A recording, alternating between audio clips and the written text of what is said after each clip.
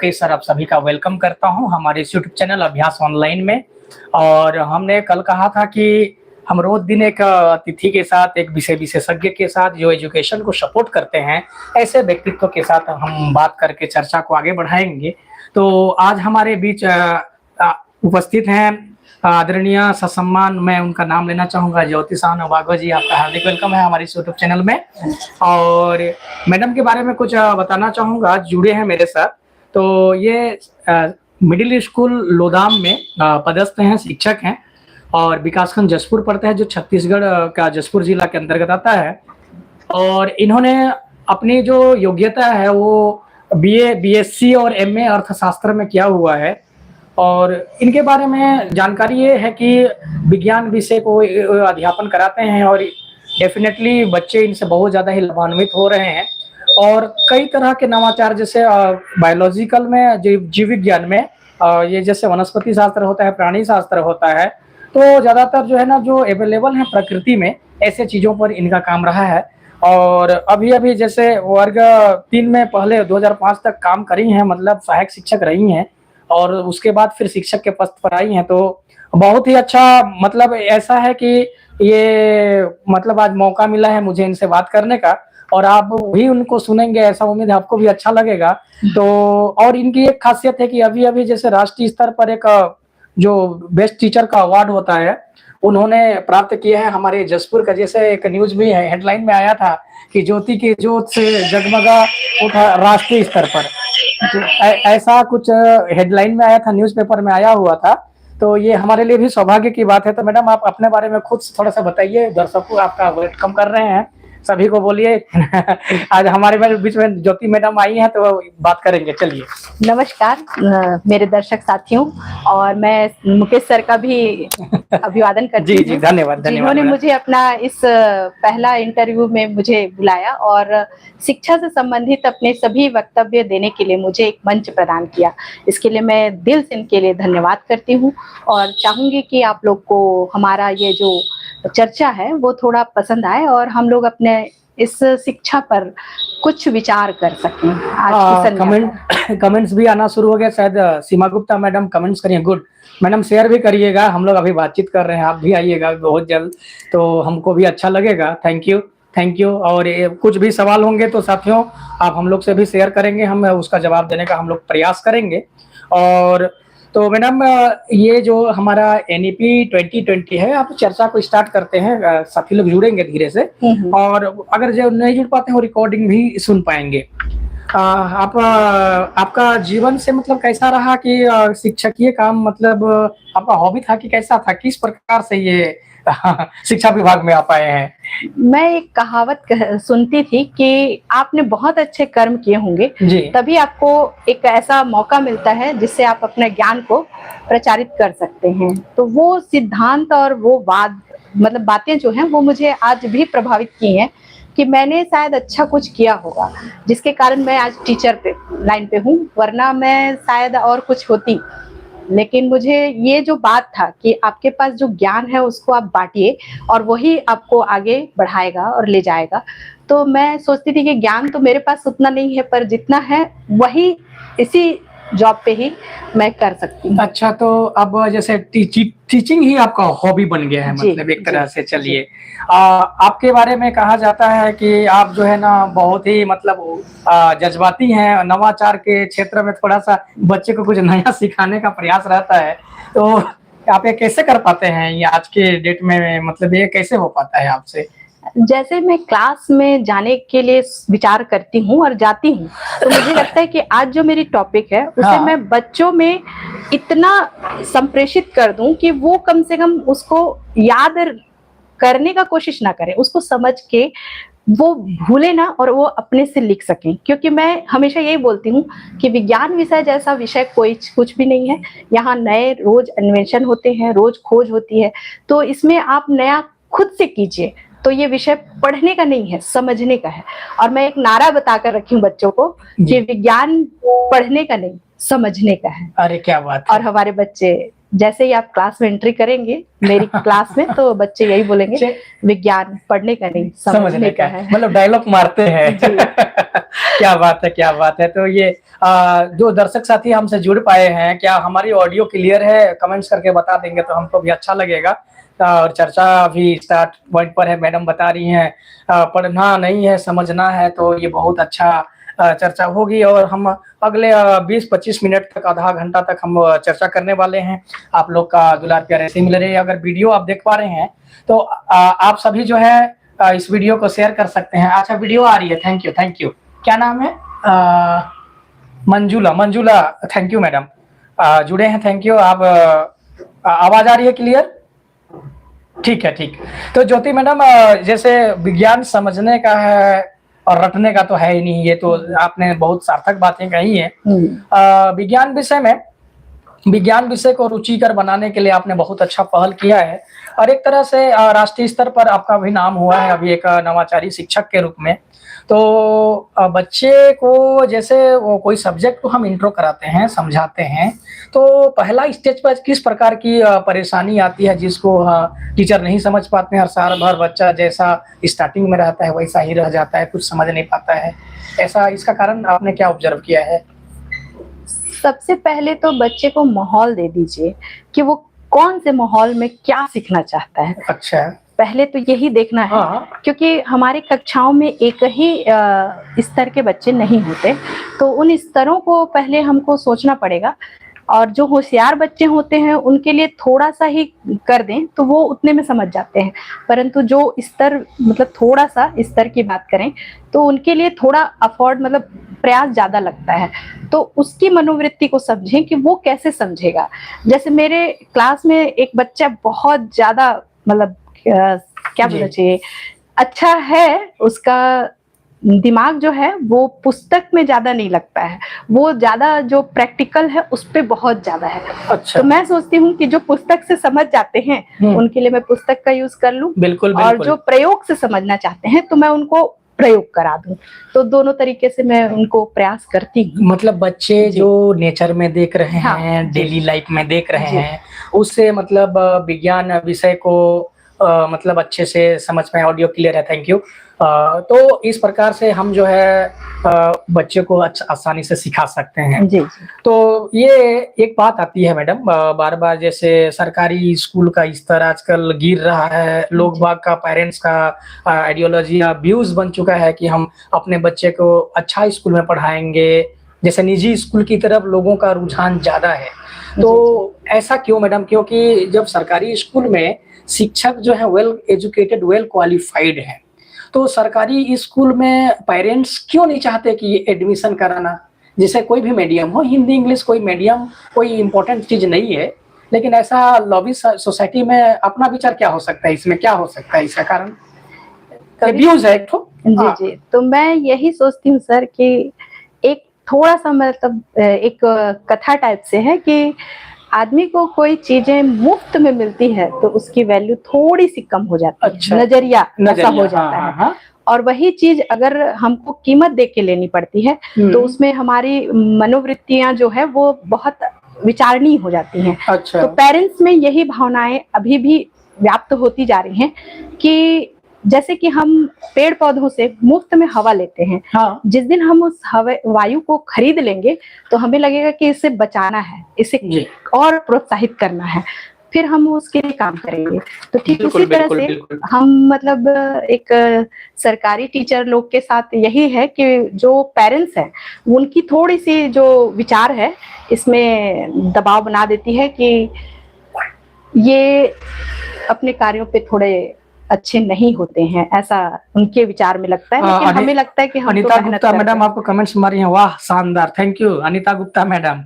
आप भी आएंगे, आपको भी बुलाऊंगा, आपका कविता बहुत शानदार रहा है, राष्ट्रीय स्तर पर आपने भी नाम किया है। तो अनीता मैडम आप वीडियो को शेयर कर सकते हैं चाहे तो, और हमारा चर्चा पर आप भी भाग ले सकते हैं। साथियों, आप सभी जो है अगर हमारे जैसे मतलब चर्चा पर अगर कुछ सुझाव भी देना चाहें तो आप कमेंट्स के माध्यम से हम यहाँ पर विजिट कर पा रहे हैं। थैंक यू, आप सभी का दुलार प्यार मिलेगा। मंजुला झा मैडम भी कमेंट्स मारी है। Thank you madam. हाँ, तो ये जो मेरा तो एक विचार था, जैसे सरकारी स्कूल में ना, जैसे जिस उद्देश्य के लिए हम अपॉइंट होते हैं, मैं हमेशा ये चीज कहता हूँ कि हम अपना ना जो कर्तव्य है शायद हम 100% नहीं कर पाते जी। इस कारण से कहीं ना कहीं पढ़ाई प्रभावित होता है। नहीं तो ऐसा लगता है कभी कभी 5वीं का बच्चा हिंदी नहीं पढ़ पाता है, अंग्रेजी नहीं पढ़ पाता है। तो अगर मेरा विचार आप सभी को अगर उचित लगे तो बताइएगा कि बच्चा अगर साल भर में 300 घंटा, मैं दिन की बात नहीं कर रहा हूँ, 300 घंटा भी अगर हमारे स्कूल में बिताता है, 365 दिन में 240, 35, 30 दिन स्कूल लगती है एवरेज, और बच्चा अगर पढ़ नहीं पाता है, पढ़ने नहीं जानता है देख करके, तो ये तो सरासर एक बच्चे के साथ अन्याय है। और देखिए मैडम, एक चीज और एक जहन में आता है, मेरे सवाल है कि सरकारी स्कूल में ऐसे बच्चे पढ़ने के लिए आते हैं जिनके माता पिता या तो दैनिक मजदूरी कार्य करते हैं, या दैनिक मजदूरी करके जो मतलब पढ़े लिखे नहीं है, जो रोजमर्रा की जिंदगी जीवन यापन करने के लिए रोज काम करते हैं, ऐसे ही बच्चे सरकारी स्कूल में आज एडमिशन लेते हैं, पढ़ाई करते हैं। बड़े बड़े जैसे हम भी टीचर हैं, आप भी टीचर हैं, और जो कमा रहे हैं, जिनके पास पैसा है, वो लोग ऐसा क्यों नहीं चाहते कि सरकारी स्कूल में पढ़ाई हो? इसका मतलब आपको क्या लगता है, ऐसा क्यों हो रहा है? जबकि निजी विद्यालय में ना वेल एजुकेटेड तो है, लेकिन क्वालिफाइड टीचर नहीं होते वहाँ, बल्कि सरकारी स्कूल में वेल एजुकेटेड और वेल क्वालिफाइड एक एक्सपीरियंस होल्डर टीचर होते हैं। फिर भी ऐसा मानसिकता लोगों का बनना थोड़ा सा मेरे समझ से बाहर हो जाता है। करना चाहिए। सॉरी, नेट डिस्टर्ब हो रहा था हल्का सा, कोई बात नहीं। हाँ जी, हाँ, इसके लिए मैं कहूंगी कि हम शिक्षकों को ही इतना समाज संपर्क, पालक संपर्क, सारा जो अभी युक्तियां हैं मुख्य धारा से सभी को लाने के लिए, उसका प्रयोग अच्छे से करना चाहिए।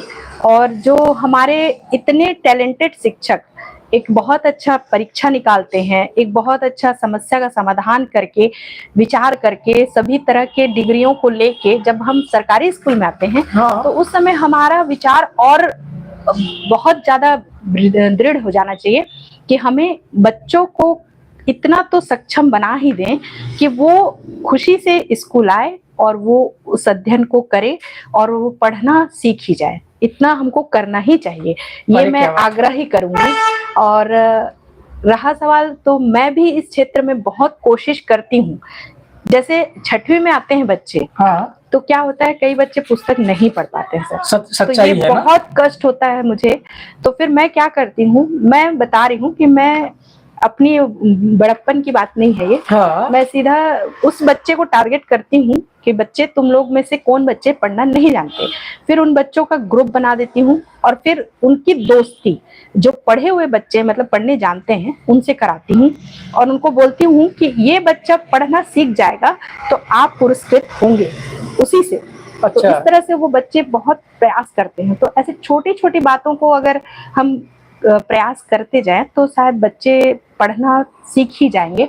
और हमें 5वीं तक तो कम से कम इतना प्रयास कर ही देना चाहिए कि बच्चा देख करके कम से कम पढ़ जाए। चलिए, बहुत अच्छा लगा, और मैं भी इस बात में आपके पक्ष में हूँ कि कम से कम 5 साल बच्चा अगर रहता है, चलिए ठीक है। एक यहाँ एक कमेंट्स आया है मैडम का कि एक टीचर से एक शिक्षक है और 5 क्लास कैसे होगा। मंजुला झा मैडम क्वेश्चन करी हैं, थैंक यू। ऐसे ही क्वेश्चन करेंगे तो हमको भी मैडम, आपका ये प्रश्न जायज है कि एक टीचर पूरे क्लास को कैसे संभालेगा। तो इसमें तो यहाँ मैडम हम तो सब्जेक्ट की बात नहीं कर रहे हैं, बस स्तर की बात कर रहे हैं कि उस बच्चे को इतना स्तर पहुंचा दिया जाए कि वो पुस्तक का अध्ययन कर सके, और अगर पढ़ने जानेगा तो डेफिनेटली समझ आ जाएगा, समझ कर लेगा।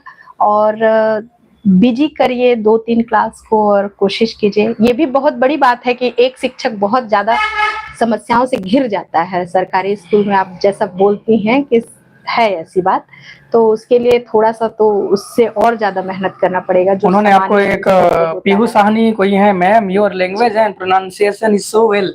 और चलिए, धन्यवाद आपको। हमारे चैनल आप लोग सब्सक्राइब भी कर दीजिएगा, लाइक भी करिए और शेयर भी करिए। ये बहुत अच्छा चर्चा चल रहा है। तो एक टीचर और 5 क्लास कैसे होगा, ये तो परेशानी का सबब है। सिस्टम ऐसा होना चाहिए कि कम से कम मिनिमम एक स्कूल में 2 टीचर तो होना ही चाहिए, क्योंकि कार्यालयीन कार्यों को देखिए, एकेडमिक देखेंगे कि एडमिनिस्ट्रेटिव देखेंगे, ये तो कंफ्यूजन वाली बात है। आपका सवाल जायज है मैडम, और कोशिश करना चाहिए कि हम जो है ना मतलब बच्चे को कम से कम बुक पढ़ने, अंग्रेजी हिंदी पढ़ पाए, इतना योग्यता कम से कम हम डेवलप कर दें। अब आते हैं मैडम, ये तो हम अपनी विचारधारा को ले रहे हैं। अब नई शिक्षा नीति आई है 2020। नई शिक्षा नीति के अकॉर्डिंग बच्चे को स्किल्ड मतलब एक कौशलात्मक गुण से भरीपूर्ण और उसका पर्सनालिटी डेवलपमेंट करना है। और उसमें प्रयोगात्मक शिक्षा पर बहुत ज्यादा जोर दिया गया है कि बच्चे को स्किल आना चाहिए। और हम लोग जैसे 1986 की जो राष्ट्रीय शिक्षा नीति थी उसमें 10+2 के कॉन्सेप्ट पर चल रहे थे। अब आप 5+3+3+4 की अवधारणा से अभी पूरी ट्रेनिंग्स हो रहे हैं, और नई शिक्षा नीति कई स्टेट ने लागू कर भी दिया है, और उसकी तैयारी हर टीचर को करना है। लेकिन इसमें एक बाधा मैं देखता हूँ कि जैसे टीचर तो हम लोग हैं जो मतलब सब लोग डेडिकेटेड भी हैं, बहुत सारे लोग, लेकिन ऐसे शिक्षक बंधुओं को हम क्या कहना चाहेंगे कि जैसे पढ़ाने में मतलब थोड़ा सा रुचि नहीं ले पाते हैं, और कार्यालयीन काम हो सकते हैं या अदर एक्टिविटीज में बिजी हो जाते हैं। तो हमारी पहली प्राथमिकता एडमिनिस्ट्रेटिव होनी चाहिए कि एकेडमिक होनी चाहिए? एनईपी 2020 क्या कहता है? ये जो शिक्षा नीति है सर, ये 1986 के बाद परिवर्तनशील हुआ है। और जैसा कि कोठारी महोदय ने इसे 1986 में जिस शिक्षा नीति को हमको दिया कि 10+2+3, तो वो शिक्षा नीति था कि उस समय के अर्थशास्त्र के हिसाब से हमारे जीडीपी का 6% भाग इसमें देना है एजुकेशन में। ओके। पर आज की स्थिति में अगर हम देखते हैं तो हमारा जीडीपी अगर इसमें 10% देता है तो हमें बहुत ज्यादा लाभ होगा। तो जिस देश में एजुकेशन अच्छा है तो उस देश में सारी समस्याएं ऐसे ही कम हो जाएंगी। तो मुझे तो लगता है कि इसमें ज्यादा से ज्यादा हमें एजुकेशन पे ही ध्यान देना चाहिए, पढ़ाई पर ही ध्यान देना चाहिए। और एक समर्थ जो होता है पढ़ाई से, एजुकेशन से अर्थशास्त्र को सही करने का देश के लिए, वो जो अर्थ मतलब आता है जी। तो इससे मतलब अर्थ भी बचेगा। तो एजुकेशन होने से क्या होगा? और मतलब जैसे एक गरीब बच्चा, गरीब परिवार का जो दलित है, पिछड़ा है, वैसा बच्चा स्कूल में आता है, तो क्या हमको ये राइट है कि हम उस बच्चे के जिंदगी के साथ खिलवाड़ करें? ऐसा जैसे बच्चा 5वीं पढ़ जाता है, बुक नहीं पढ़ पाता है, और सरकार एक बीच बच्चे जैसे प्राइवेट निजी विद्यालय में एक टीचर पर लगभग 10,000 15,000 रुपये ही वेस्ट कर पाते हैं। लेकिन सरकारी में आने के बाद उस टीचर के लिए तो अर्थ का कोई कमी नहीं होता। फिर मतलब एजुकेशन को लेकर के ऐसी अवधारणा जो बच्चा पढ़ नहीं पाता है, उसके लिए क्या कहना चाहेंगे आप? जैसे जो शिक्षक साथी मतलब थोड़ा सा डेडिकेटेड नहीं हो पाते हैं, जी। ऐसा नहीं है कि सभी नहीं हो पाते, लेकिन कुछ जगह ऐसा न्यूज सब में आते रहता है, मैंने ऑब्जर्व भी किया है, पढ़ाई में रुचि नहीं हो पाता है। तो उनको थोड़ा सा नई शिक्षा नीति के अनुरूप बच्चे के पढ़ाई पर ध्यान देना चाहिए कि नहीं चाहिए? पढ़ाई ही सर्वा है, ये तो हम जान ही गए हैं। और हमें इसमें ध्यान देना ही चाहिए। और रहा सवाल मतलब अब 99.9% अगर हम ध्यान दे रहे हैं टीचरों के द्वारा, तो 1% 0.01% अगर नहीं ध्यान दे रहे हैं, तो उन बच्चों को हम जब वो स्तर पे आ जाते हैं तो उनको हमको ही प्रयास करना है सर। और दबाव मतलब रहता है टीचर पर उस टाइप से आप अपना पढ़ाई का काम छोड़ दें या पढ़ाई ना करवाएं, ये थोड़ा सा मुझे तो गलत लगता है। नहीं, जैसे इसमें एक चीज है, जैसे हम चाहें तो सबसे पहली प्राथमिकता जी मतलब पढ़ाई रहे, बच्चे को पढ़ा लें जी। और उसके बाद टाइम निकाल करके 1-2 घंटा या जैसे स्कूल में मान के चल, जहाँ टीचर है वहाँ तो नहीं है, वहाँ तो समस्या है ही, लेकिन जहाँ टीचर है वहाँ जैसे एसएम होते हैं, सहायक शिक्षक और मतलब सहयोगी शिक्षक होते हैं, तो ज्यादातर जो एडमिनिस्ट्रेटिव काम होता है वो एचएम का होता है, उनको पढ़ाना भी कंप्लीट होता है, पढ़ाना तो है ही है। बाकी टीचर को मतलब डेडिकेशन के साथ उनके पीरियड को ईमानदारी से लेना है, ऐसा मैं मानता हूँ। और साथियों, अगर आप मुझे सुन पा रहे होंगे तो हमारा फर्स्ट प्रायोरिटी जो है ना एजुकेशन है, बच्चे को पढ़ाना है पहले। क्या समस्या है, बच्चा क्यों नहीं सीख पा रहा है, उसके लर्निंग आउटकम्स पर हमको काम करना है। जैसे साहनी मैडम का नवाचार विज्ञान विषय से है, जैसे उन्होंने बार बार कहा है कि तत्वों का संकेत कैसा है, पदार्थ की अवस्था कैसी होती है, क्या क्या हॉबी है मैडम? आप तो बहुत एक्टिव टीचर में से जाने जाते हैं, ऐसा लोग बाग मानते हैं। जी, जी। आप बहुत अच्छा हॉबी भी रखते हैं, क्या क्या हॉबी रखते हैं आप? जैसे एजुकेशन में क्या क्या अपना हॉबी को मिला करके इंटरटेनमेंट बना देते हैं आप? एजुकेशन में सर मेरे को शुरू से मुझे एक्टिंग का और सिंगिंग का और रीडिंग का तो जी बहुत जी जी। शौक रहा। तो मैं कुछ चीज़ों में थोड़ा-सा एक्ट ले आती हूँ पढ़ाते समय अच्छा और अच्छा। बच्चे उसमें एन्जॉय करते हैं। हम्म। और मेरा एक खुद का चैनल है हीरा जशपुर, अच्छा जिसमें मैंने एक्टिंग कई गानों पे किया है अच्छा। और आप लोग आनंद उठा सकते हैं उसका। हीरा जसपुर जी, जी, यूट्यूब हीरा चैनल का नाम हीरा हीरा जसपुर। जशपुर। अच्छा, उसमें आपने एक्टिंग किया है, जी, क्या बात है, जी। क्या बात है। साथियों, इनका चैनल भी सब्सक्राइब करिएगा। मैडम एक अच्छे एक्ट्रेस भी हैं, कोरियोग्राफी टाइप का डांस सुन सकते होते हैं, सुने हैं सर जी बहुत अच्छे एक सिंगर हैं सिंगर हैं। वो सिंगर तो हैं। उनका इंस्पायर हुआ आप होकर के आप गाते रहते हैं, अच्छी बात जी, है। जी। कमेंट्स करके कुछ सवाल हो तो पूछ सकते हैं। तो मैं चाहूंगा मैडम, आपके जी। सर जी जो मिस्टर जी हैं, जी, जी। उनके द्वारा तो बहुत सारा सॉन्ग पर वो बहुत उनका हॉबी भी है वो। जी। तो एक ठो सॉन्ग सुना दीजिएगा हमको, दर्शकों को हाँ। अच्छा लगेगा। 8 सॉन्ग तो कम से कम। अभी उनका सबसे अच्छा मुझे एक ही सॉन्ग लगता है हाँ। और उस सॉन्ग को मैंने ही लिखा है अच्छा, चलिए और उन्होंने गाया है, तो मुझे ये सॉन्ग बहुत पसंद है। चलिए गा के सुनाएंगे बोल थोड़ा इस सा। टाइप से है थोड़े। गाइए ना, गाइए, कोई दिक्कत नहीं, उधर फटाका भी फूट रहा है बाहर में। चलिए कोई बात नहीं। तोरे नैना में डूब जाऊं, दिल ये चाहेला रे मोर नाम सजना लेवत रहूं, दिल मोर चाहेला रे। Thank you. इस टाइप का गाना है, आप हीरा जसपुर चैनल पर जाकर के मैडम का लिखा हुआ गीत भी सुन सकते हैं। जी। क्या बात है, आप डांस पसंद है आपको? जी। ये तो प्रमुख हॉबी में से एक है। चलिए, और जैसे हम लोग एक चीज और मैं देखते रहता हूँ। वाह। थैंक यू, आप लोग का प्यार दुलार मिल रहा है, आप लोग सब्सक्राइब कर लिए होंगे। मैं देख पा रहा हूँ मंजुला मैडम हमारे साथ बनी हुई हैं शुरू से, जी, उनको जी, भी जी। ज्यादा धन्यवाद। मैडम, वीडियो सबको शेयर कर दिए क्या, बताइए तो सही में। ये एजुकेशन को लेकर हम लोग आपस में चर्चा कर रहे हैं वैसे और मंजुला मैडम आप भी हमारे इस मंच पर आएंगे, मंच पर आए और हमारे साथ हो। अपना भी व्यू शेयर करिएगा, अच्छा लगेगा। जी जी जी कह रहे हैं। चलिए, एक चीज और देखिए, आपको मैडम राष्ट्रीय स्तर पर जो पुरस्कार मिला था वो किस कार्य के लिए मिला था? जैसे राष्ट्रीय स्तर पर आपके जसपुर का नाम को ऊंचा किया है, न्यूज में भी नाम हुआ था। जी, तो किस विषय पर किया, सब्जेक्ट पर आपने काम किया था? थोड़ा बताएं कि हमारे अन्य शिक्षक साथी भी इंस्पायर हों और उस पर काम करें, ताकि हमारे जसपुर का, हमारे छत्तीसगढ़ का, हमारे इंडिया का नाम हो एजुकेशन के सेक्टर में। ये राष्ट्रीय नवाचार शिक्षा में मुझे ये नवाचार के लिए मिला था और ये बहुत ही अच्छा मुझे लगा कि पहली बार उन्होंने कहा कि आपने ये जो नवाचार किया है उसका क्या प्रमाण है। तो मैं मतलब प्रमाण के रूप में उनको बहुत सारे चीजें बताई थी, लेकिन उन्होंने सिर्फ मेरे जो वीडियो थोड़े से बने थे उस पर उन्होंने मुझे ये अवार्ड दे दिया और मतलब मुझे सम्मानित किया। तो मुझे बहुत अच्छा लगा क्योंकि ये बहुत बड़ा स्तर से मुझे अवार्ड मिला था पहली बार। और भी राष्ट्रीय स्तर पर ना? जी जी। क्या बात है। और ये मुझे लगा कि आज तक जो मैंने किया, जो अप्रत्यक्ष था वो इस बार प्रत्यक्ष हो गया। इसी नवाचार से मुझे जाना जाने लगा और मुझे ये अवार्ड मुझे और प्रोत्साहित किया और मुझे आज इस मंच पर भी लाके रख दिया और आप लोग के साथ मैं आज। चलिए, बहुत अच्छा लग रहा है मैडम। और साथियों, जैसे शिक्षक की बहुत सारी परेशानी होती है, लेकिन भी इस डिबेट का एक ही मकसद है, हम टीचर अपने कर्तव्य के प्रति दृढ़ विश्वास के साथ उस बच्चे के लिए जो नया सत्र शुरू होने वाला है, अभी बच्चों की एग्जाम खत्म हो गई है, अब परिणाम देने का बारी आ रहा है।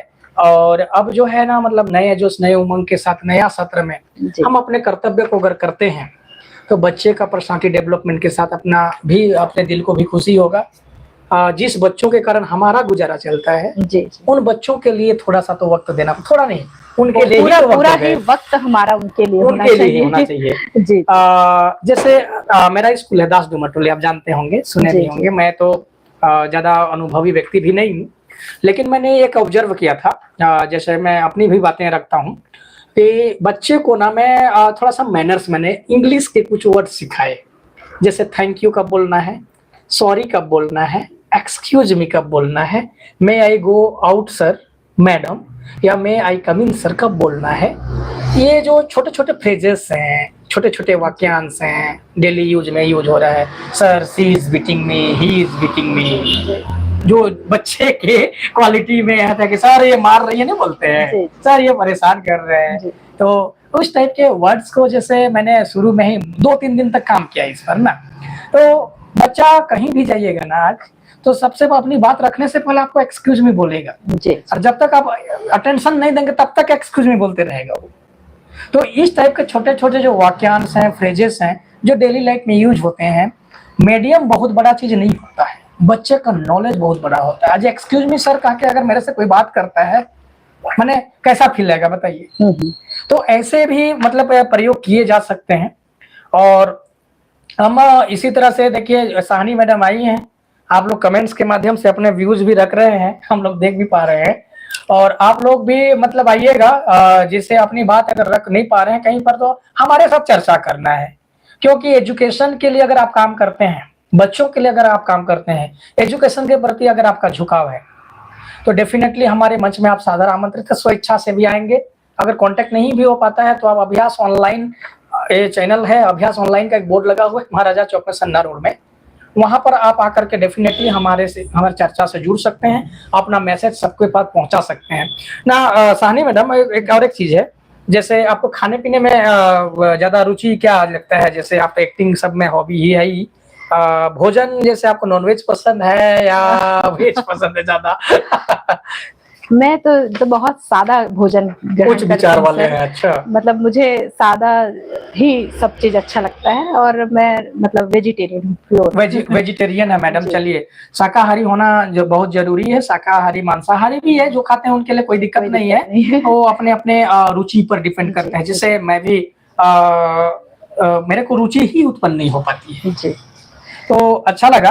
और कुछ अगर मैसेज देना चाहें बाकी शिक्षक साथियों को, बच्चों के साथ कैसे ट्रीट होना है, मोरल वैल्यूज के बारे में थोड़ा सा बताएंगे, बच्चे के साथ कैसा पेश आना चाहिए? आजकल देखते हैं नीचे बालिका शिक्षा पर बहुत जोर किया है शासन ने भी, प्रशासन ने भी, और आजकल बहुत सारे बच्चों के लिए प्रोटेक्शन भी है जी। और बच्चों के लिए जितना हो पा रहा है गवर्नमेंट अपना बेस्ट कर रही है, तो हमको भी अपना सब कुछ 100% देना है। तो आप क्या मैसेज देना चाहेंगे साथी लोग को? मैं अब नए शिक्षा नीति का दिल से स्वागत करते हुए उसके ही अनुसार चलने के लिए अपने शिक्षक साथियों से अनुरोध करूंगी, और मैं भी प्रयास करूंगी कि मैं उसी आधार पर काम करूं, और बच्चों को समझकर ही उनके लिए कार्य करना है, और उनके अनुसार ही चलना है, और उनको जो इस अर्थ में ला सकें एक विवेकशील व्यक्ति के रूप में, और अपने सामाजिक दायित्वों को पूरा करते हुए वो किस तरह से अपना जीवन निर्वाह कर सकता है, एक अच्छे मानसिक विचारों के साथ, उस तरह से उसको तैयार कर सके। बिल्कुल बिल्कुल। तो आप ना बहुत अच्छे से अपनी बातों को रखा है मैडम। आप ऐसे ही समय दीजिएगा आने वाले वक्त में भी। अभी तो कुछ कर गुजरने का वक्त है, अभी समा थमा ही नहीं है। अगर कुछ सवाल हो दोस्तों साथियों, जैसे Sunil Yadav sir nice Jyoti madam करके बोले हैं, मंजुला मैडम तो जुड़ी ही हैं, Jashpur to Surajpur very good, एक हमारे मित्र हैं उन्होंने भी आपको कमेंट्स किया है। पीहू साहनी कौन है ये जानते हैं? जी, मेरी भतीजी। चलिए, ये लोग जुड़े हैं। कुछ सवाल हो तो आप लोग सादर आमंत्रित है, चैटिंग करके बताएं, मैं देख पा रहा हूँ मैडम जवाब देंगी। और अगले दिन इसी प्रकार से एक नए अतिथि के साथ भी मुलाकात करेंगे अपन। आज ज्योति मैडम के साथ, जैसे ज्योति का जो राष्ट्रीय स्तर पर चमक चुका है, ये यूट्यूब पर भी चमक रही हैं अभी। और हम लोग जैसे एजुकेशन पर जशपुर जिला में हम एक अभियान के तहत इसको हमने शुरू किया है। और देखते हैं मैडम, जैसे कुछ भी अगर नया आचार होता है तो लोगों के साथ ना हीरा जसपुर के माध्यम से भी आप शेयर कीजिए, और लोगों के साथ जुड़ा रहिए, बच्चों को भी लेकर के आइए। अगले बार जब कुछ ऐसा होता है तो उसका वीडियो क्लिप आप मुझे भेजिएगा, मैं अपने दर्शकों को, या हमारे जो मंच है हमने बनाया है इस पर जरूर शेयर किया जाएगा, ताकि दूसरे लोग भी हमारे जो किए हुए कार्य हैं या गतिविधि हैं उससे वो लोग देख करके तो सीख सकते हैं ना। मतलब नहीं आइडिया कुछ नहीं आ रहा है तो जो कर रहा है उसको तो देखिए, और अभी एडमिशन का दौर है, तो अधिक से अधिक सरकारी स्कूल में बच्चे को एडमिशन कराइए। यही शुभकामनाओं के साथ आज मैडम से विदा लेने का वक्त हो रहा है। अगर कुछ सवाल हो तो पूछा जा सकता है, अगर जो जुड़े हैं साथी। मैं 2 मिनट का टाइम ले रहा हूँ, उसके पश्चात आज के डिबेट्स को, आज के वार्तालाप को समापन करेंगे। तो अगर कुछ सवाल है तो बताइए, और एक गाना थोड़ा सा होते रहना मैडम, सवाल आते तक एक तो सुना दीजिए ना, 1-2 लाइन तो सुना दीजिए। चलिए, अभी बर्थडे सॉन्ग भी था उनका। हाँ। जियो जियो जियो मेरी जान, तुम्हें हैप्पी बर्थडे। ये सॉन्ग जनरली सभी बर्थडे पे चलाया जा सकता है, तो आप लोग एक बार इसको चलाएं और एंजॉय करें। आप शुभकामनाएं इस गाने के माध्यम से भी अपने चाहतों को दे सकते हैं। और आप बताइए कि आज हम लोग का जो चर्चा है उसमें कुछ टॉपिक अच्छा लगा हो, इंक्लूड किया जा सकता है तो आप कमेंट्स करके भी हमको भेज सकते हैं, हम देखेंगे यहाँ। और अगले एपिसोड में आपके भी अगर कुछ सवाल होंगे तो नए जो अतिथि होंगे आपको शेयर किया जाएगा, आप आइएगा और डेफिनेटली आपके साथ मैं जुड़ पाऊंगा। तो बहुत बहुत धन्यवाद मैडम, आपने मुझे चर्चा में आपने अपना कीमती वक्त दिया है। ऐसे ही आते रहिएगा। आप सभी दर्शकों को बहुत बहुत धन्यवाद, आप लोग सब लोग जुड़े। अगले मुख्य अतिथि के बारे में मतलब मॉर्निंग से ही थोड़ा सा मैसेज डाल देना था, लेकिन आज थोड़ा सा लेट हो गया। आज शुरुआत है, हम लोग को टेक्नोलॉजी का उतना ज्ञान तो नहीं है मैडम, लेकिन शुरुआत अच्छी शुरुआत थी। शुरुआत बहुत अच्छी थी सर, और मुझे धन्यवाद देना है आपको और हमारे ऑडियंस को कि जिन्होंने मुझे देखने के लिए अपना समय दिया और मुझे सुना, उसके लिए मैं धन्यवाद। और जो साथी नहीं देख पाए हैं लाइव में, वो रिकॉर्डेड भी रहेगा चैनल पर, तो जा करके हमारी चर्चा पर भाग ले सकते हैं। तो आप सभी को बहुत बहुत धन्यवाद। थैंक यू साथियों।